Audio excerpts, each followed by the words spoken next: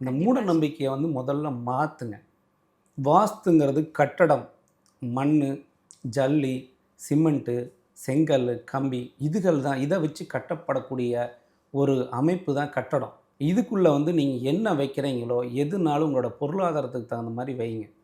அத வந்து நீட்டா, சுத்தமா வச்சுக்குங்க. அத வந்து ரொம்ப கசகசன்னு, சுத்தம் இல்லாத, அழுக்கடைஞ்சு வைக்கிறது அப்படிங்கிறது தவறு. அத தான் சுட்டிக்காட்டணும்.